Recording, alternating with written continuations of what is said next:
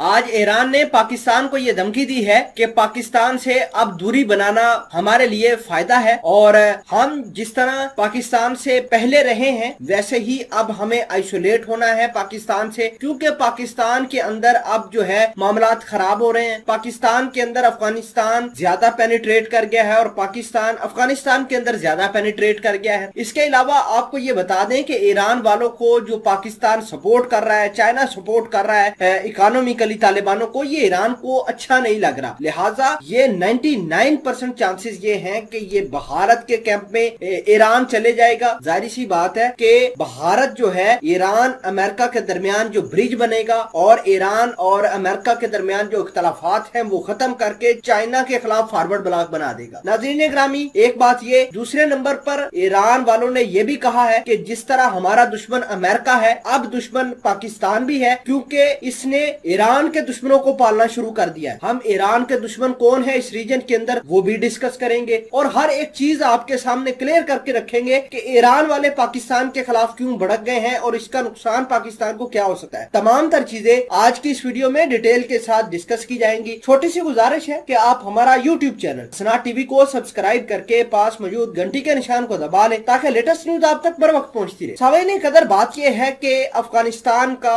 जो मामला है ये पाकिस्तान तालिबानों को सपोर्ट कर रहे हैं और पाकिस्तान ने ही चाइना को कहा है कि तालिबानों को $30 बिलियन दें ताकि वो अपनी गवर्नमेंट चलाएं। पंजशीर का जो मामला है वो इतना जो है हमने सपोर्ट नहीं किया क्योंकि भारत ने प्रोपेगेंडा किया था और पंजशीर के मामले में हमारा कोई अमल दखल नहीं था पाकिस्तानी फौज का, पाकिस्तानी एयरफोर्स का। लेकिन बात यह है कि ईरान को मौका चाहिए था। ईरान ने कहा है कि वाकई ही पाकिस्तान जो है तालिबानों को सपोर्ट कर रहा है। ईरान वालों ने ये बात क्लियर की है कि ये जो तालिबानों को पाकिस्तान सपोर्ट कर रहा है इसका सबसे खतरनाक जो है नुकसान वो पाकिस्तान को ही होगा। दूसरे नंबर पर ईरान वालों ने ये कहा है कि हम बॉर्डर पर पाकिस्तान को एंगेज करेंगे। अब ये एंगेज कैसे कर सकते हैं? देखिए कि बलूचिस्तान के लोग जो है वो ईरान के अंदर भी उतरे हैं जितने हमारे पास हैं। ये लिहाजा बहुत सारे ऐसे गुट है, बहुत सारे ऐसे तंजीमें हैं जिनको रीएक्टिव कर सकते हैं ईरान वाले, क्योंकि ईरान पहले ही जो अपने आप को स्टेबल करके बैठा हुआ है ये मलेशिया के ऊपर स्टेबल करके बैठा हुआ है। पूरी दुनिया के अंदर इसके जंगजू फैले हुए हैं और हो सकता है कि बॉर्डर के ऊपर ये दोबारा स्किर्मिशेस करना शुरू कर दे। फिलहाल के लिए आपको ये बता दे कि ईरान ने ये कहा है कि पाकिस्तान तालिबानों को सपोर्ट ना करे। अगर पाकिस्तान इसी तरह तालिबानों को सपोर्ट करता है तो पाकिस्तान और अमेरिका के दरमियान हमारे सामने कोई फर्क नहीं है। जिस तरह हमारा अमेरिका के साथ टसल है उसी तरह दुश्मन पाकिस्तान भी बन जाएगा। नाजरीन ग्रामी, इसके अलावा आपको ये बता दें कि